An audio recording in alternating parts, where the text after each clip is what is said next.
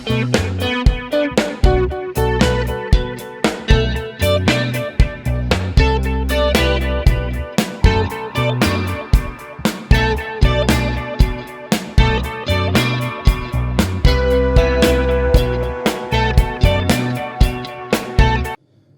Students, I hope तुम लोग सब अच्छे हो।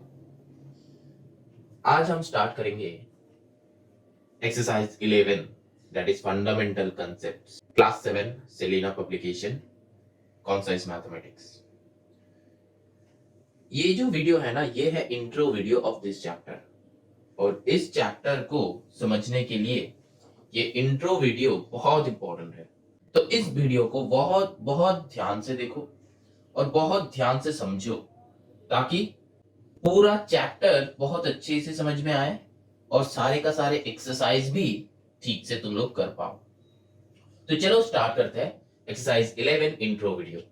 देखो, पहले जो है ना, यहाँ पे कुछ टर्म्स है, नया टर्म्स जो है तुम लोगों को सुनने को मिलेगा। पहला जो टर्म्स है वो है कांस्टेंट्स एंड वेरिएबल्स। ठीक है, तो कांस्टेंट्स क्या होता है, कांस्टेंट्स क्या होता है और वेरिएबल क्या होता है।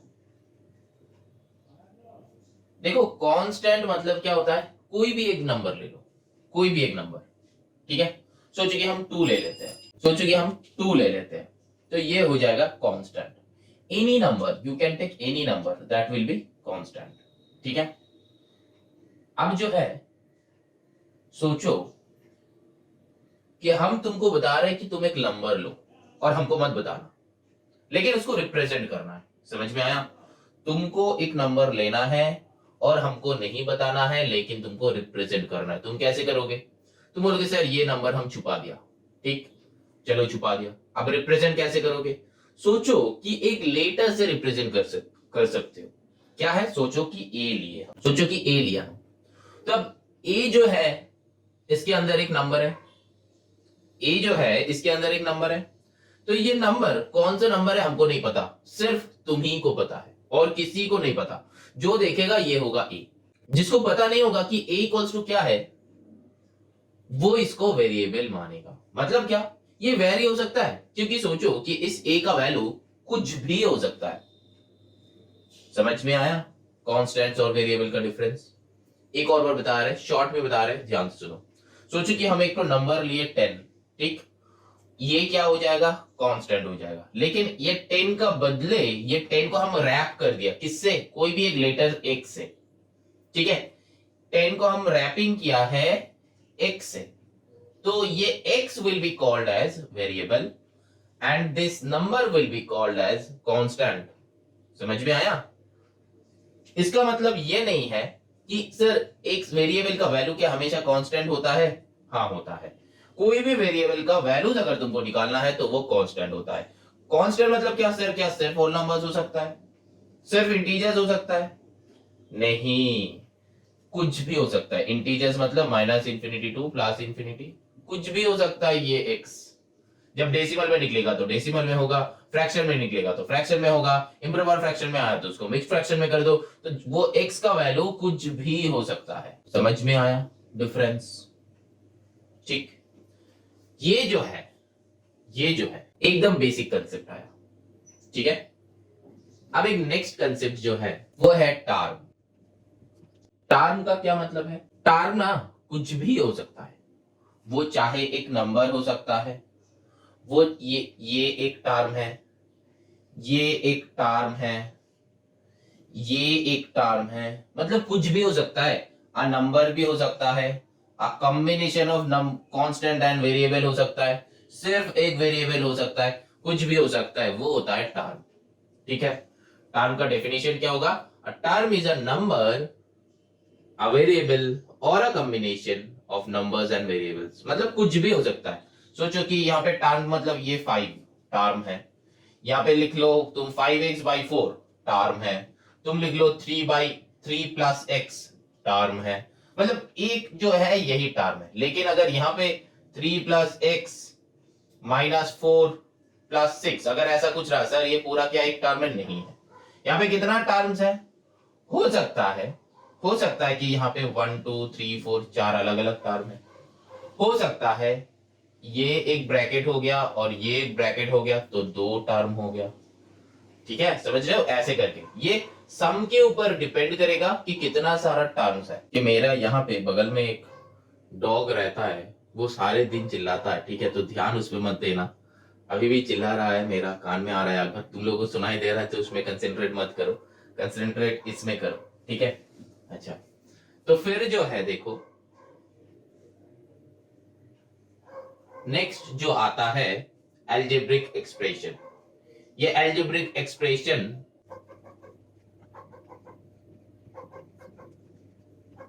देखो, एल्जेब्रिक एक्सप्रेशन मतलब अ कलेक्शन ऑफ वन और मोर terms which is separated from each other by addition or subtraction। मतलब क्या, 2 या फिर 3 टर्म ले लो और इसको एडिशन और सब्ट्रैक्शन से अलग अलग कर दो, तो ये हो जाता है एल्जेब्रिक एक्सप्रेशन। मतलब समझ में आया? सोचो यहाँ पे 2 प्लस एक्स, यहाँ पे 2 माइनस 1, यहाँ पे 3x प्लस 2, ऐसा कुछ है। ये 3 टर्म्स है और उसको प्लस माइनस से हम लोग अलग करवाया है, तो ये क्या हो जाएगा, एक एल्जेब्रिक एक्सप्रेशंस। ठीक है, एल्जेब्रिक एक्सप्रेशंस का कुछ टाइप्स है, चलो वो देखते हैं। हम यहाँ पे बस लिखा है कि अभी तक हम लोग क्या सीखा है।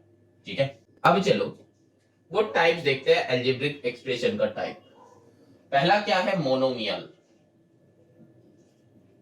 ठीक है, ये मोनोमियल का मतलब क्या होता है, एक ही टर्म रहेगा, हैज ओनली वन टर्म। जैसे कि एग्जांपल ले लो,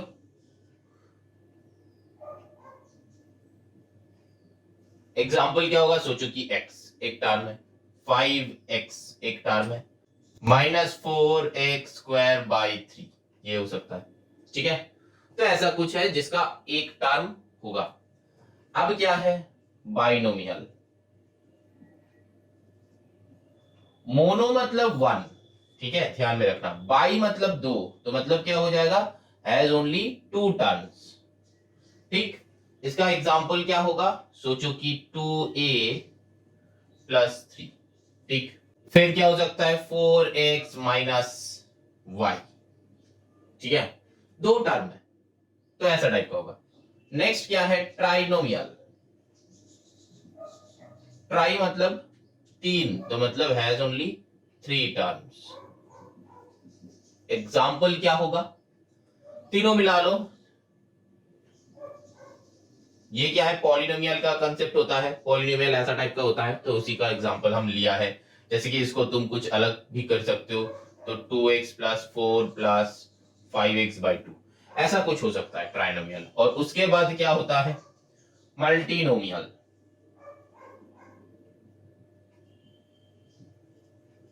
मल्टीनोमियल का मतलब क्या होगा, जिसमें मोर देन 3। ठीक है, मोर देन 3 टर्म्स। तो इसका एग्जाम्पल क्या होगा, मोर देन 3 मतलब बहुत सारा है, 4 ले लो, तो 4 minus x minus y minus 4a/2। जैसे कि ये 4 अलग अलग अलग अलग टर्म। लेकिन अगर इसमें अगर ब्रैकेट हो जाता है ना, तो वो 2 टर्म हो जाएगा, याद रखना। ठीक है, समझ में आया? ब्रैकेट अगर हो जाता है तो वो एक टर्म होता है, क्योंकि एक ब्रैकेट के अंदर एक ही टर्म हम लोग समझते हैं। लेकिन जब ब्रैकेट नहीं होगा तो फिर वो 4 टर्म है। इसको एक टर्म भी हम मान सकते हैं, कैसे, पूरा अगर एक ब्रैकेट दे देते हैं तो ये एक टर्म हो जाएगा। समझ में आया? टर्म कैसे डिफाइन करते हैं, प्लस माइनस से डिफाइन करते हैं। नेक्स्ट जो है polynomial.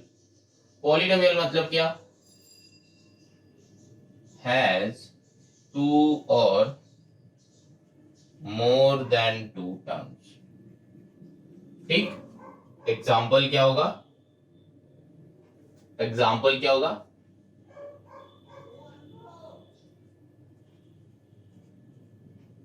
Every binomial, trinomial, multinomial,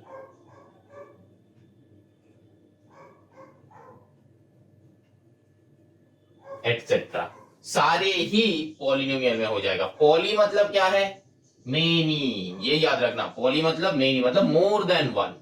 ये पॉली का जो मतलब है ना, ये बहुत ध्यान से समझना, ये पॉली का जो मतलब होता है, पॉली का मतलब है more than one.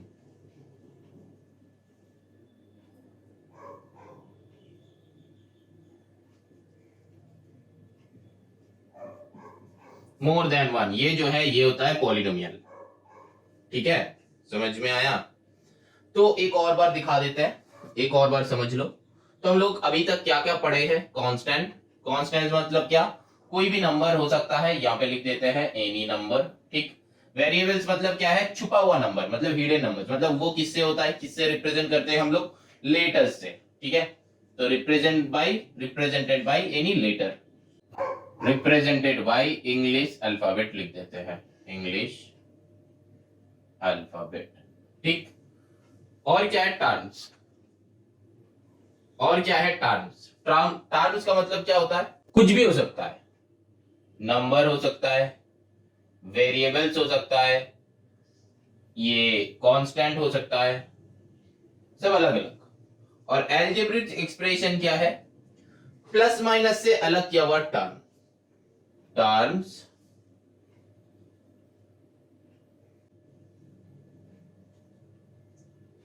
Separated by plus और माइनस।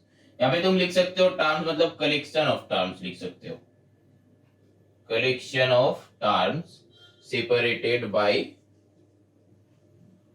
प्लस और माइनस, तो वो हो जाता है अलजेब्रिक एक्सप्रेशन। अब क्या देखा कि अलजेब्रिक एक्सप्रेशन का बहुत सारे टाइप्स होता है। ठीक है, ये जो है टाइप्स है, यहाँ पे टाइप्स है, बहुत सारे टाइप्स होता है। जैसे कि मोनोमियल, मोनो मतलब वन, तो वही लिखा है। बाई मतलब टू, ट्राई मतलब थ्री, मल्टी मतलब मोर देन थ्री, और पॉली मतलब वन से मोर, मतलब ये सारे ही पॉली के अंदर आ जाता है।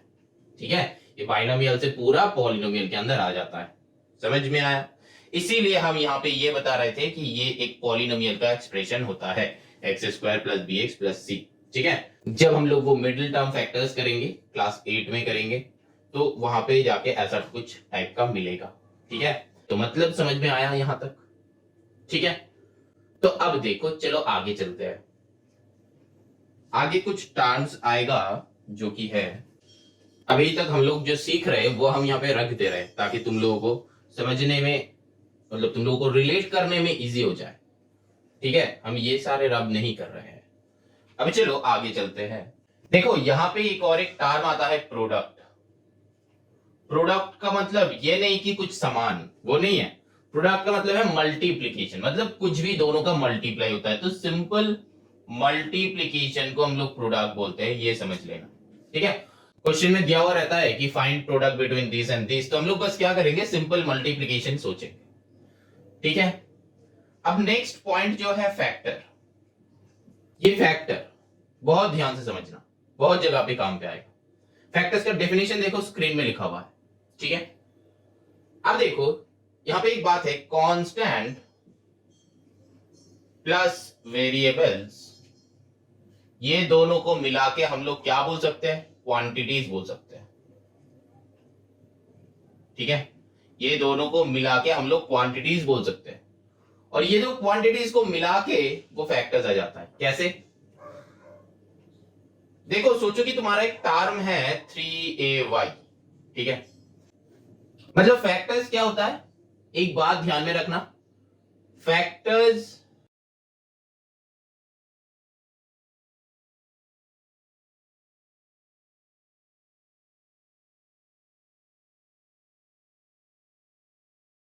डिविजिबल, ये बहुत इंपॉर्टेंट लाइन है, बहुत इंपॉर्टेंट लाइन है। ठीक है, मतलब क्या, factor of a quantity is each and every constant variables combination of constants and variables by which the given quantity is completely visible. एक एग्जांपल लेते हैं इसका। ठीक है, सोचो कि यहां पे जैसे हम लिया था कि 3ay। ठीक है, ये 3ay का जितना सारा फैक्टर्स होगा, कितना सारा फैक्टर्स होगा, जैसे हम लोग वो एलसीएम एलसीएम करते थे ना, वैसा टाइप का। ठीक है, तो जितना सारा इसका डिविजिबल हो सकता है, जितना सारा नंबर से इसका डिवाइड हो सकता है कंप्लीटली। ठीक है, वो सारे हो जाता है। मतलब क्या, 1 से ये डिविजिबल है, 3 से डिविजिबल है, ठीक है, a से है, y से है, तो ये 4 से तो है ही। फिर क्या है, 3a से है, 3y से है, ठीक, और फिर ये 3ay से भी है, ठीक है। तो ये 3ay का फैक्टर्स क्या क्या बन गया, इतना सारा फैक्टर्स बन जाएगा। मतलब जितना सारा कॉम्बिनेशन हो सकता है इसके अंदर, सारे कॉम्बिनेशन है, यहाँ पे देख लो सारे कॉम्बिनेशन। पहले हम क्या किए, 3ay को अलग अलग लिखा है, ठीक है, फिर 3a को लिए, फिर 3y को लिए, फिर 3ay को ले लिए, और ये 1 जो है, तो 1 से तो सब कुछ डिविजिबल होता है। समझ में आया? तो यहां से हम लोगों को क्या पता चला कि फैक्टर्स मतलब जो है, ये जो गिवन क्वांटिटी रहेगा, ये गिवन क्वांटिटी को जितना सारा डिवीजन हो सकता है, जितना सारा, मतलब यहां पे एक और बार पढ़ लो, factor of a quantity is each and every constant variables combination of constant and variables by which the given quantity is completely divisible। given quantity completely divisible है, 1 से divisible है, 3 से divisible है, क्योंकि यहाँ पे 1ay आ जाएगा, a से भी divisible है, a कट होके 3y हो जाएगा। तो यही बात है, समझ में आया? मतलब सिर्फ ये नहीं है कि 3ay से ये 3ay हो गया, ठीक है, सिर्फ ये नहीं है, इसमें जितना सारा कॉम्बिनेशन हो सकता है, सारे का सारे मिला के फैक्टर्स होगा, ठीक है। नेक्स्ट हम लोगों का जो है ना, वो है कोएफिशिएंट। ये कोएफिशिएंट का मतलब क्या है, यहां पे ना ये वाले हो जाएगा इसका कोएफिशिएंट। मतलब क्या, कोई वेरिएबल के सामने जो रहता है वही उसका कोएफिशिएंट हो जाता है, ठीक है। ये एकदम सिंपल सी बात है। मतलब यहाँ पे कोएफिशिएंट क्या है, 1, यहाँ पे 3 है, क्योंकि ये नंबर है। तो मोनोमियल मतलब 1 टर्म, ठीक है, एक टर्म का वो जो नंबर है वो कोएफिशिएंट होता है, ठीक है, वो जो नंबर है। तो सोचो इसमें ये कोएफिशिएंट है, ये 3a में ये 3 कोएफिशिएंट है, ये 3y में ये 3 कोएफिशिएंट है, ये 3ay में 3 कोएफिशिएंट है। मतलब क्या, जो नंबर है वही हो जाता है कोएफिशिएंट। सिंपल सा बात, उसका डेफिनेशन में मत जाओ, बस लॉजिक समझ लो, ठीक है, बस यही होता है कोएफिशिएंट। अब देखो next point is very very very important, जो है डिग्री ऑफ अ मोनोमियल। देखो ये डिग्री ऑफ मोनोमियल का मतलब क्या है, डिग्री ऑफ मोनोमियल का मतलब है जो वेरिएबल्स रहेगा उसी का पावर्स में जो है वो देखना है। सोचो कि यहाँ पे 2x है, तो x है मतलब क्या है, इसका पावर में 1 है, तो मतलब इसका डिग्री ऑफ दिस मोनोमियल, तो degree of this monomial will be 1। अब सोचो कि x स्क्वायर है, तो इसका पावर क्या है, 2 है। सोचो कि यहाँ पे 10x स्क्वायर है, तो इसका पावर क्या है, किसका पावर, वेरिएबल का पावर क्या है, 2 है। तो degree of this monomial will be 2। समझ में आ रहा है? अब सोचो यहाँ पे है कि 3/7 a to the power 4 z to the power 3, तो इसका डिग्री क्या होगा, ये भी एक मोनोमियल है, इसका डिग्री क्या होगा, 4 + 3 7, ठीक है। ये देखेंगे, पावर्स किसका देखेंगे, वेरिएबल्स का, इसका नहीं। समझ में आया? अब सोचो कि एक कांस्टेंट टर्म का डिग्री क्या होगा, 0 होगा, ठीक है। क्योंकि यहाँ पे तो x है ही नहीं, या फिर कोई वेरिएबल है ही नहीं। लेकिन ये गलत है, ये कंसेप्ट गलत है। तो कंसेप्ट को समझो, ठीक है, कंसेप्ट को समझो कि एक कांस्टेंट का डिग्री क्यों 0 होता है। ये मतलब आंसर ये नहीं है कि यहाँ पे कोई वेरिएबल नहीं है इसलिए, ठीक है, ये आंसर नहीं होता है। तो ओरिजिनल आंसर क्या है सर, वही देख लो, वही हम समझाएंगे, वही समझाना चाहते हैं, क्योंकि वही कंसेप्ट है। तो कंसेप्ट को क्लियर कर लो, जितना अच्छा कंसेप्ट क्लियर होगा उतना अच्छा समझ बनेगा। तो यहाँ पे देखो 2, यहाँ पे हम लिख रहे हैं कि डिग्री, ठीक है, तो डिग्री मतलब इसका डिग्री 0 है। क्यों है, यहाँ पे 2 है, तो हम लिख सकते हैं कि 2 × 1 लिख सकते हैं, है कि नहीं। 2 × 1 मतलब 2 ही आया, तो 2 × 1 लिख सकते। अब इस 1 पे हम लोग एक्सपोनेंट का फॉर्मूला लगा सकते हैं, क्योंकि एक्सपोनेंट पे हम लोग पढ़ा था, क्या पढ़ा था कि anything to the power 0 is equals to 1 होता है। तो इसकी जगह पे हम लिख सकते हैं 1 की जगह पे x टू द पावर 0, या फिर y टू द पावर 0, या फिर z टू द पावर 0, क्योंकि हमको पता ही नहीं तो वेरिएबल कौन है।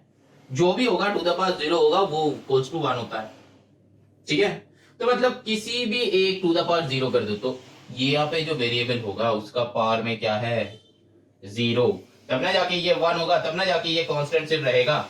तो इस 0 के लिए आंसर होता है 0। मतलब समझ में आया? इस जीरो के लिए आंसर होता है जीरो। लॉजिक ये नहीं है कि यहाँ पे कुछ रहता नहीं, मतलब यहाँ पे कुछ वेरिएबल्स है नहीं इसीलिए जीरो है। लॉजिक ये नहीं है, लॉजिक ये है कि एक्सपोनेंट का फॉर्मूला, मेरा वीडियो अपलोडेड है एक्सपोनेंट का, जाके सर्च करो, प्लेलिस्ट में मिल जाएगा। तो मतलब समझ में आया। तो कोई भी एक कांस्टेंट है जिसके साथ कोई भी वेरिएबल है जिसका टू द पावर जीरो है, ठीक है, तो इसीलिए degree of any constant is zero. अब चलो नेक्स्ट कंसेप्ट में चलते हैं। ये कंसेप्ट अगर क्लियर नहीं हुआ तो एक और बार रिवाइंड करके देख लो, आई होप समझ में आ जाएगा, क्योंकि समझ में आ जाना चाहिए। बहुत इजी है, बस पावर्स एडेड अप करना है और कांस्टेंट का जीरो होता है। हम बस यहाँ पे कंसेप्ट समझाया था कि कांस्टेंट का क्यों जीरो होता है, ठीक है, वही लॉजिक समझाया था। अब नेक्स्ट कंसेप्ट आता है डिग्री ऑफ अ पॉलिनोमियल। ये जो है नेक्स्ट कंसेप्ट है। तो एक पॉलिनोमियल ले लो,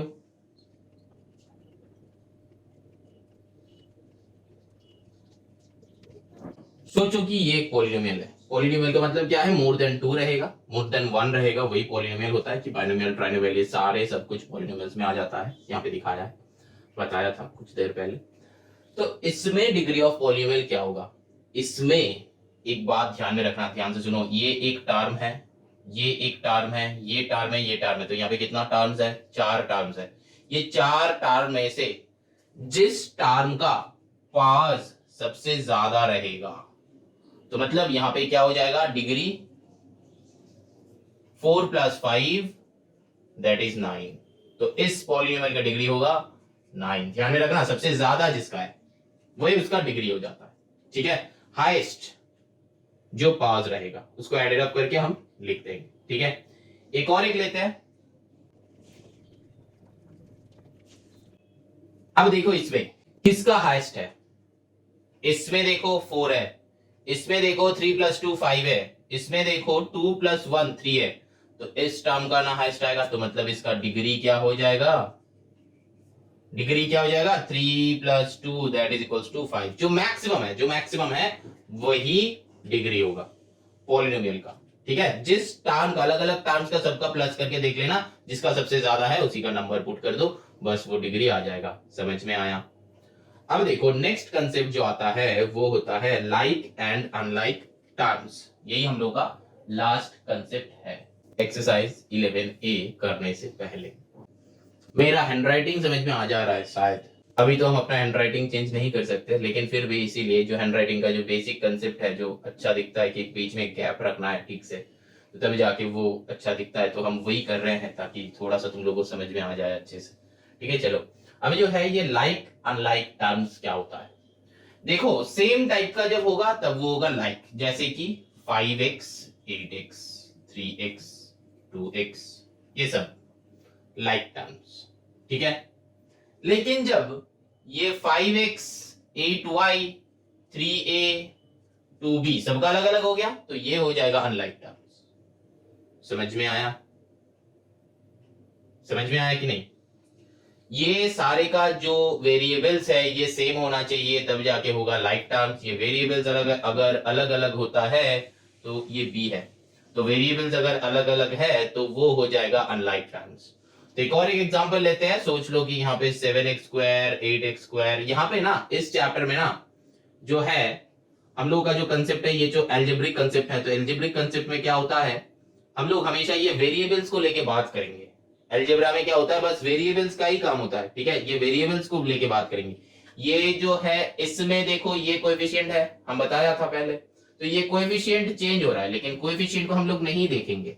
यहाँ पे भी कोएफिशिएंट चेंज हो रहा है, तो कोएफिशिएंट को हम लोग नहीं देखेंगे। किसको देखेंगे, वेरिएबल्स को देखेंगे। चेक किसको करेंगे, वेरिएबल्स को चेक करेंगे। अगर वेरिएबल्स को चेक करने का टाइम हमको पता चला कि ये सारे सेम है तो इक्वल है, मतलब लाइक टर्म्स है। वेरिएबल्स अलग है तो अनलाइक टर्म्स है। यहां पे देखो ये क्या हो जाएगा, लाइक टर्म्स हो जाएगा, ठीक है। अब यहां पे 7x² हम 8y² कर देते हैं, तो ये क्या हो जाएगा, अनलाइक हो जाएगा। समझ रहे हो मेरा बात, सिंपल सा बात है। लेकिन अगर एक बात देखो, यहाँ पे लास्ट कंसेप्ट जो है हम लोगों का, अगर ये होता है, ये भी तो हो सकता है कि नंबर्स अलग अलग लेकिन वेरिएबल सेम हो सकता है। कि ये देखो 5x² a, ठीक, या फिर y दे देते हैं इसको 5x² y और 10x² y। ये क्या है बताओ तो, लाइक है क्या अनलाइक है? ये जो है ना लाइक है। क्यों लाइक है? क्योंकि यहां पे वेरिएबल को चेक करना है हमको, ध्यान से देखो, वेरिएबल सेम है तो लाइक, वेरिएबल अलग है तो अनलाइक। समझ में आया? हम लोग बस वेरिएबल को चेक करेंगे, सेम है तो लाइक, वेरिएबल अलग है तो अनलाइक। तो मतलब यहाँ पे अगर 5x² और 10xy² हो गया, मतलब क्या, मेरा वेरिएबल देखो, वेरिएबल क्या है, इक्वल नहीं है, चेंज हो गया, तो तब ये हो जाएगा अनलाइक। समझ में आया? अब चलो यहाँ पे इंट्रोडक्शन खत्म होता है, खत्म होने से पहले हम एक बार पूरा का पूरा बता देते हैं कि कौन सा, मतलब क्या क्या सीखा है हम लोग। यहाँ पे कांस्टेंट सीखा है जो कि एनी नंबर होता है, वेरिएबल सीखा है जो कि हिडन नंबर्स होता है, बेसिकली हिडन नंबर्स होता है, ठीक है, मतलब रिप्रेजेंटेड बाय इंग्लिश अल्फाबेट्स होता है। टर्म्स जो है वो कुछ भी हो सकता है, नंबर्स हो सकता है, वेरिएबल्स हो सकता है, कांस्टेंट्स हो सकता है, कुछ भी हो सकता है, मतलब ये दोनों का सम, मतलब कपल एक बना दो तो भी हो जाएगा, ठीक है। अलजेब्रिक एक्सप्रेशन हम क्या देखा कि टर्म जो है वो प्लस और माइनस से सेपरेट कर दो तो वो हो जाता है अलजेब्रिक एक्सप्रेशन। और अलजेब्रिक एक्सप्रेशन का हम टाइप भी देखा है, जनरली 4-5 टाइप का होता है। तो क्या होता है, मोनोमियल, बाइनोमियल, मोनो मतलब 1 टर्म, बाइनोमियल मतलब बाई मतलब 2 तो 2 टर्म्स होता है, ट्राई मतलब 3 टर्म्स, मल्टी मतलब क्या है 3 से ज्यादा, और पॉली मतलब क्या है, ये सारे इंक्लूड करके पॉली, मतलब मोर देन 1 तभी हो जाएगा पॉली, उसको बोल सकते हैं। अब नेक्स्ट कंसेप्ट क्या आया हम लोग का, प्रोडक्ट। प्रोडक्ट मतलब क्या है, सिंपल मल्टीप्लीकेशन हम लोग देखेंगे। फैक्टर्स, फैक्टर्स क्या आया, फैक्टर्स जो है हर एक टर्म जो है वो डिवीजन होना चाहिए कंप्लीटली, ठीक है। फैक्टर्स वही देखा था कि कंप्लीटली डिविजिबल होगा तो वही वो कहलाएगा फैक्टर्स। फिर कोएफिशिएंट, कोएफिशिएंट मतलब क्या है, ये वेरिएबल के सामने जो बैठता है वही है कोएफिशिएंट्स, ठीक है, मतलब या फिर कोई भी एक सिंगल नंबर है वो हो जाता है कोएफिशिएंट्स, इससे याद रखना। फिर डिग्री ऑफ मोनोमियल क्या है, डिग्री ऑफ मोनोमियल मतलब जिसका पास है, मतलब वेरिएबल का जो पास है वो पार लिखना है। और यहाँ पे याद रखना कांस्टेंट का क्या होता है, हमेशा 0 होता है, कांस्टेंट का डिग्री हमेशा 0 होता है, क्यों होता है उसका कंसेप्ट हम समझाया है, ठीक, समझ में आ गया। अब देखो degree of a monomial, degree of a polynomial.